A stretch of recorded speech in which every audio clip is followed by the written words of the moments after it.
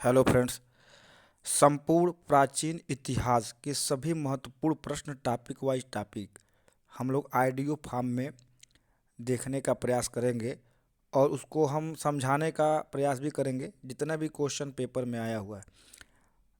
इसका मुख्य उद्देश्य ये है कि कम समय में जितने भी महत्वपूर्ण प्रश्न है उसको आप लोगों का रिवीजन हो जाए और या 2-3 बार इसको आइडियो फॉर्म में सुनने पर वो याद हो जाए तथा जब भी आपके पास समय हो खाली तो आप 15-20 मिनट में पूरे प्राचीन इतिहास के महत्वपूर्ण प्रश्नों को देख सकें, याद कर सकें, रिवीजन कर सकें।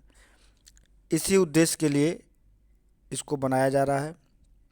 शुरू करते हैं हम लोग संपूर्ण प्राचीन इतिहास।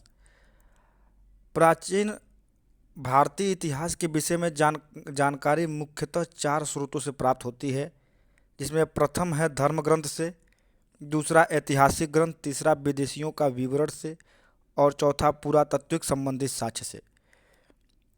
ये 4 स्रोतों से हमको प्राचीन इतिहास के बारे में जानकारी प्राप्त होती है। अब पहला है धर्म ग्रंथ और ऐतिहासिक ग्रंथ से मिलने वाली जितनी भी जानकारियां हैं और उससे संबंधित प्रश्न कौन कौन बनते हैं देखते हैं। भारत का सर्व प्राचीन धर्म ग्रंथ वेद है। वेद के संकलनकर्ता वेद व्यास हैं। वेद 4 हैं: ऋग्वेद, यजुर्वेद, सामवेद, अथर्ववेद। सबसे प्राचीन वेद ऋग्वेद है। ऋग्वेद के रचयिता विश्वामित्र हैं। ऋग्वेद के तीसरे मंडल में गायत्री मंत्र का उल्लेख है। ऋग्वेद के 9वें मंडल में देवता सोम का उल्लेख है। गद्य एवं पद्य दोनों में कौन सा है? यजुर्वेद है। भारतीय संगीत का जनक किसे कहा जाता है? सामवेद को कहा जाता है। अथर्ववेद के जो रचयिता हैं अथर्वा ऋषि हैं। अथर्ववेद में रोग निवारण, तंत्र मंत्र, जादू टोना, श्राप आदि के बारे में जानकारी है। वेदांकों की संख्या 6 है। 6 वेदांग कौन कौन है? शिक्षा, ज्योतिष, कल्प, व्याकरण, निरुक्त तथा छंद। पुराणों के रचयिता लोमहर्ष या उग्रश्वा हैं। पुराणों की संख्या 18 है। सबसे प्राचीन पुराण मत्स्य पुराण है। स्मृति ग्रंथों में सबसे प्राचीन एवं प्रामाणिक मनुस्मृति मानी जाती है। यह शुंग काल का मानक ग्रंथ है। जातक में बुद्ध की पूर्व जन्म की कहानी वर्णित है। जैन साहित्य को आगम कहा जाता है। जैन धर्म का प्रारंभिक इतिहास कल्पसूत्र से ज्ञात होता है। अर्थशास्त्र के लेखक चाणक्य या कौटिल्य या विष्णुगुप्त, तीनों एक ही का नाम है, को माना जाता है। राजतरंगिणी पुस्तक के जो लेखक कल्हड़ है। अष्टधाई के लेखक पाणिनि हैं। पतंजलि पुष्यमित्र शुंग के पुरोहित थे। अब अगला देखेंगे टॉपिक, विदेशी यात्रियों से मिलने वाली जानकारी से प्रश्न कौन कौन बनते हैं। मेगास्थनीज जो है वो सेल्यूकस निकेटर का राजदूत था। यह चंद्रगुप्त मौर्य के राज दरबार में आया था। फाहियान जो है ये चंद्रगुप्त द्वितीय के दरबार में आया था। वैनसांग हर्षवर्धन के समय आया था। अलबुर्नी महमूद गजनवी के साथ भारत आया था। नेक्स्ट देखेंगे पुरातात्विक संबंधित साक्ष्य से मिलने वाली जानकारी और उससे कौन सा प्रश्न बनता है। सर्वप्रथम भारतवर्ष का जिक्र हाथी गुम्बा अभिलेख में है। सती प्रथा का पहला लिखित साक्ष्य एरण्य अभिलेख से प्राप्त हुई। अगला टॉपिक है प्रागैतिहासिक काल से बनने वाले प्रश्न। आग का आविष्कार पूरा पाषाण काल में हुआ। पहिए का नवपाषाण काल में। कृषि का नवपाषाण काल में। मनुष्य में अस्थायी रूप से निवास करने की प्रवृत्ति नवपाषाण काल में। सबसे पहला पालतू पशु मनुष्य कौन बनाया है? कुत्ता। मनुष्य ने सर्वप्रथम तांबा धातु का प्रयोग किया था। मनुष्य ने प्रथम औजार कौन बनाया? कुल्हाड़ी। कुल्हाड़ी का प्राप्ति स्थल है अतिरमकम से कुल्हाड़ी प्राप्त हुई है। कृषि का प्रथम उदाहरण मेहरगढ़ से मिला है। कोल्डिहवा का संबंध चावल के साक्ष्य से है। नेक्स्ट टॉपिक है सिंधु सभ्यता से बनने वाले प्रश्न। सिंधु सभ्यता की खोज राय बहादुर दयाराम साहनी ने किया था। सिंधु सभ्यता नगरीय सभ्यता थी। सिंधु सभ्यता का बंदरगाह लोथल एवं सुतकोता है। जूते हुए खेत और नक्काशीदार ईंटों के प्रयोग का साक्ष्य कालीबंगम से मिला। अग्निकुंड लोथल एवं कालीबंगम से प्राप्त हुई है। मनके बनाने का कारखाना लोथल एवं चहुंदड़ों से है। सिंधु सभ्यता की लिपि भाव चित्रात्मक थी। सिंधु सभ्यता में मुख्य फसल गेहूं और जौ। चावल के प्रथम साक्ष्य लोथल से मिले। वास्तविक चिन्ह संभवतः हड़प्पा सभ्यता की देन है। सैंधव समाज मातृसत्तात्मक था। प्रदा प्रथा एवं वेश्यावृत्ति सैंधव सभ्यता में प्रचलित थी। अगला टॉपिक है वैदिक सभ्यता से बनने वाले प्रश्न। आर्यों द्वारा विकसित सभ्यता ग्रामीण सभ्यता थी। आर्यों की भाषा संस्कृत थी। 10 राग युद्ध का उल्लेख ऋग्वेद के 10वें मंडल में है। आर्यों का समाज पितृ प्रधान था। आर्यों का मुख्य पेय पदार्थ सोमरस था। योग दर्शन के प्रवर्तक पतंजलि हैं। सांख्य दर्शन के प्रवर्तक कपिल। सांख्य दर्शन भारत के सभी दर्शनों में सबसे प्राचीन है। आर्यों का मुख्य व्यवसाय पशुपालन एवं कृषि। आर्यों द्वारा खोजी गई धातु कौन सी थी? लोहा। सत्यमेव जयते मुंडकोपनिषद से लिया गया है। महाकाव्य 2 हैं, महाभारत एवं रामायण। महाभारत का पुराना नाम जय संहिता है। यह विश्व का सबसे बड़ा महाकाव्य है। अगला टॉपिक है महाजनपदों से जो प्रश्न बनते हैं। महाजनपद 16 हैं। 16 महाजनपदों की जानकारी बौद्ध ग्रंथ अंगुत्तर निकाय से मिलती है। इससे 3-4 प्रश्न बनते हैं, वो देख लीजिए। अंग महाजनपद की राजधानी का नाम है चंपा। मगध महाजनपद की राजधानी है राजगृह। कोसर महाजनपद की राजधानी श्रावस्ती। गांधार महाजनपद की राजधानी तक्षशिला। बस इतना ही क्वेश्चन बनता है यहाँ से ज़्यादातर। देखिए अगला टॉपिक जैन धर्म से जो प्रश्न बनते हैं। देखिए जैन धर्म के संस्थापक एवं प्रथम तीर्थकर ऋषभदेव थे। जैन धर्म के 23वें तीर्थकर पार्श्वनाथ।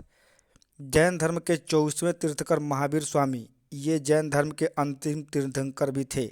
महावीर ने अपना उपदेश प्राकृतिक यानी अर्धमागधी भाषा में दिया। प्रथम जैन भिक्षुणी नरेश दधिवाहन की पुत्री चंपा थी। प्रथम जैन संगीति 300 ईसा पूर्व में पाटलिपुत्र में हुआ। जैन धर्म के त्रिरत्न कौन कौन है? सम्यक दर्शन, सम्यक ज्ञान और सम्यक आचरण। जैन धर्म ने अपने आध्यात्मिक विचारों को सांख्य दर्शन से ग्रहण किया। अगला टॉपिक है बौद्ध धर्म से बनने वाले प्रश्न। बौद्ध धर्म के संस्थापक गौतम बुद्ध। उनके गृह त्याग को बौद्ध धर्म में महाभिनिष्क्रमण कहते हैं। सिद्धार्थ या गौतम बुद्ध के प्रथम गुरु कौन थे? आलार कलाम। बुद्ध ने प्रथम उपदेश किया सारनाथ में। प्रथम उपदेश को धर्म चक्र प्रवर्तन कहा गया। बुद्ध अपने उपदेश दिए थे पाली भाषा में। बुद्ध ने सर्वाधिक उपदेश श्रावस्ती में दिए थे। बुद्ध की मृत्यु को महापरिनिर्वाण कहा गया। विश्व दुखों से भरा है का सिद्धांत बुद्ध ने अपने उपनिषद से लिया। बौद्ध धर्म के त्रिरत्न कौन है? बुद्ध, धम्म एवं संघ। फिर देखेंगे हम लोग बौद्ध सभाएं। प्रथम बौद्ध सभा 483 ईस्वी पूर्व में राजगृह में हुआ था और शासक अजातशत्रु थे। द्वितीय 383 ईसा पूर्व में बौद्ध सभा हुआ था वैशाली में कालाशोक के शासनकाल में। तृतीय बौद्ध सभा 255 ईसा पूर्व में पाटलिपुत्र में अशोक के समय। और चतुर्थ बौद्ध सभाएं ईसा की प्रथम शताब्दी में अश्वघोष कनिष्क के समय। सर्वाधिक बुद्ध मूर्तियों का निर्माण गांधार शैली के अंतर्गत किया गया, लेकिन प्रथम मूर्ति संभवतः मथुरा कला के अंतर्गत बनी। नेक्स्ट टॉपिक है शैव धर्म। शैव धर्म भगवान शिव का पूजा करने वाले को शैव एवं शिव से संबंधित धर्म को शैव धर्म कहा गया। ऋग्वेद में शिव के लिए रुद्र नामक देवता का उल्लेख है। लिंग पूजा का पहला स्पष्ट वर्णन मत्स्य पुराण में मिलता है। वामन पुराण में शैव संप्रदाय की संख्या 4 बताई गई है। यह है पशुपत, कापालिक, कालामुख और लिंगायत। बस शून्य संपादने लिंगायतों का मुख्य धार्मिक ग्रंथ है। और इम्पॉर्टेंट क्वेश्चन इसमें एक बनता है, एलोरा के प्रसिद्ध कैलाश मंदिर का निर्माण राष्ट्रकूटों ने करवाया। चोल शासक राज प्रथम ने तंजौर में प्रसिद्ध राजेश्वर शैव मंदिर का निर्माण कराया, जिसे बृहदीश्वर मंदिर के नाम से भी जाना जाता है। नेक्स्ट टॉपिक है वैष्णव धर्म। वैष्णव धर्म के विषय में प्रारंभिक जानकारी उपनिषदों से मिलती है। नारायण के पूजक मूलतः पंचरात्र कहे जाते हैं। वैष्णव धर्म के प्रवर्तक कृष्ण थे। इस विष्णु के 10 अवतारों का उल्लेख मत्स्य पुराण में मिलता है। भगवान विष्णु के सुदर्शन चक्र में 6 तिल्लियां हैं। अगला टॉपिक देखिए, इसमें है इस्लाम धर्म से संबंधित। एक क्वेश्चन और छूट रहा है, देख लीजिए एक बार। अंकोरवाट का मंदिर कंबोडिया के राजा सूर्य वर्मा सेकेंड ने बनवाया था। ये बहुत बार आया हुआ है अंकोरवाट का मंदिर। ठीक है। इस्लाम धर्म से संबंधित क्वेश्चन देखिए। इस्लाम धर्म के संस्थापक हजरत मोहम्मद साहब थे। और इससे संबंधित एक क्वेश्चन और बनता है। इस्लाम जगत में मुस्लिम सम्मत हिजरी के नाम से जाना जाता है। सम्मत चलता है, हिजरी सम्मत के नाम से जानते हैं सो। ठीक है, इससे ज़्यादा क्वेश्चन है। पैगंबर मोहम्मद साहब के उत्तराधिकारी खलीफा कहलाए थे। इस ईसाई धर्म से संबंधित देखिए क्वेश्चन। ईसाई धर्म के संस्थापक ईसा मसीह थे। ईसाई धर्म का प्रमुख ग्रंथ बाइबिल है। ईसाई मसीह का जन्म यरूशलेम के निकट बैथलेहम नामक स्थान पर हुआ था। ईसाई के जन्म दिवस को क्रिसमस के रूप में मनाया जाता है। ईसा मसीह के प्रथम दो शिष्य थे, एंड्रोज और पीटर। नेक्स्ट है पारसी धर्म। पारसी धर्म के पैगंबर जरथुष्ट्र ईरानी थे। इनके शिक्षाओं का उल्लेख जेंदा अवेस्ता नामक ग्रंथ में है। अब आते हैं हम लोग मगध राज्य का उत्कर्ष। मगध के सबसे प्राचीन वंश के संस्थापक बृहद्रथ था। इसकी राजधानी गिरिव्रज यानी राजगृह थी। हर्यक वंश के संस्थापक बिंबिसार मगध की गद्दी पर 544 ईसा पूर्व में बैठा था। बिंबिसार की हत्या उसके पुत्र अजातशत्रु ने कर दी और वह 493 ईसा पूर्व में मगध की गद्दी पर बैठा। अजातशत्रु का उपनाम कुड़िक था। उदयन ने पाटलिग्राम की स्थापना की थी। वह जैन धर्म का अनुयायी था। उदयन हर्यक वंश का अंतिम राजा उदयन का पुत्र नागदशक था। शिशुनाग वंश का अंतिम राजा नंदीवर्धन था। नंद वंश का संस्थापक महापद्मनंद था। नंद वंश का अंतिम शासक घनानंद था। यह सिकंदर का समकालीन था। इस पूछा गया है, सिकंदर का समकालीन घनानंद, नंद वंश का अंतिम शासक। अब सिकंदर के बारे में जानकारी देखिए। सिकंदर का जन्म 356 ईसा पूर्व में हुआ। सिकंदर के पिता का नाम फिलिप था। सिकंदर अरस्तु का शिष्य था। सिकंदर का सेनापति सेल्यूकस निकेटर था। सिकंदर का जल सेनापति नियार्कस था। मौर्य साम्राज्य से संबंधित क्वेश्चन जो बनता है उसको देखा जाए। मौर्य वंश का संस्थापक चंद्रगुप्त मौर्य थे। जस्टिन ने चंद्रगुप्त मौर्य को सेंट्रोकोटस कहा। चंद्रगुप्त मगध की राजगद्दी पर 322 ईसा पूर्व में बैठा। चंद्रगुप्त जैन धर्म का अनुयायी था। घनानंद को हराने में चाणक्य ने चंद्रगुप्त की मदद की थी।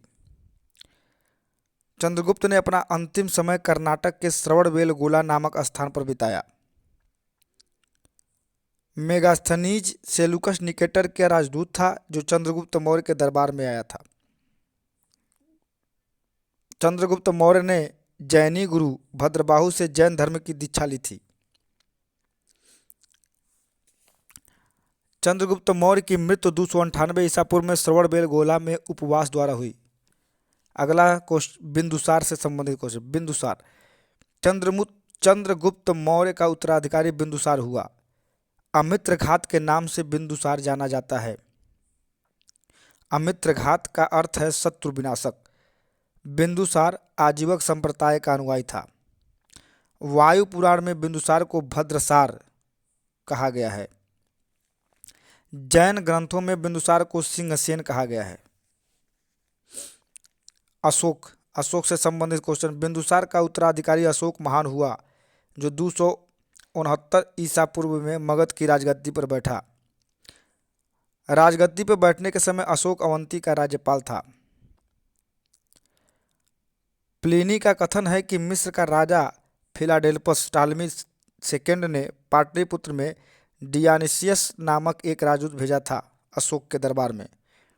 उपगुप्त नामक बौद्ध भिक्षु ने अशोक को बौद्ध धर्म की दीक्षा दी थी।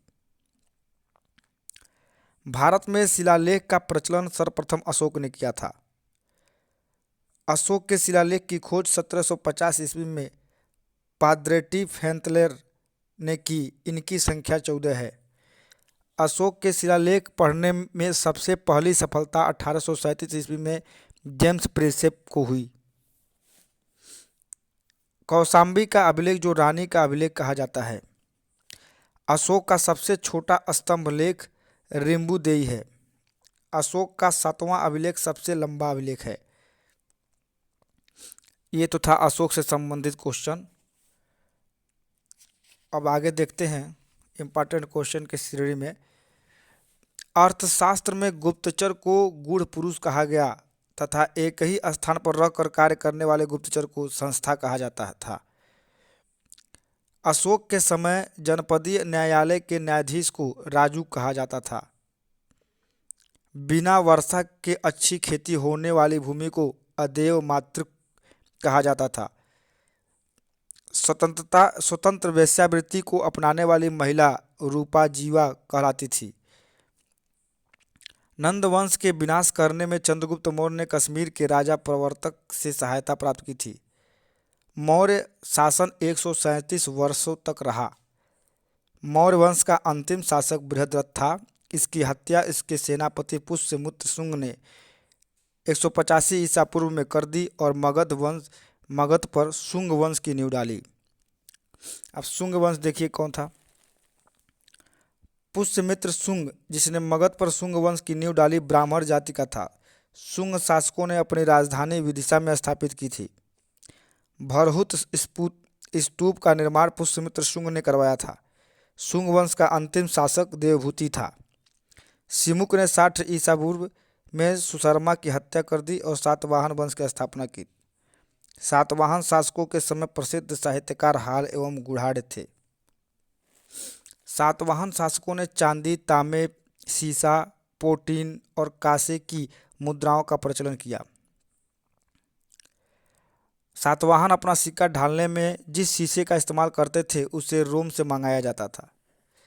ब्राह्मणों की भूमि अनुदान देने की प्रथा का प्रारंभ सातवाहन शासकों ने ही सर्वप्रथम किया था। सातवाहनों की राजकीय भाषा प्राकृत एवं लिपि ब्राह्मी थी। अजंता एवं एलोरा की गुफाओं का निर्माण एवं अमरावती कला का विकास, ये सातवाहनों की महत्वपूर्ण स्थापत्य कृतियां हैं। अब भारत के यवन राज्य देखेंगे। भारत पर आक्रमण करने वाले विदेशी आक्रमणकारियों का जो क्रम था, उस क्रम में हिंद, यूनानी, शक, पल्लव और कुषाण आए थे।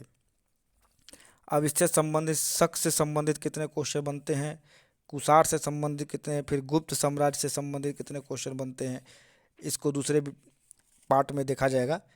तब तक के लिए जय हिंद। मतलब 5 से 10 मिनट का और वीडियो होगा, अगले स्टेप में देखा जाएगा। तब तक के लिए जय हिंद।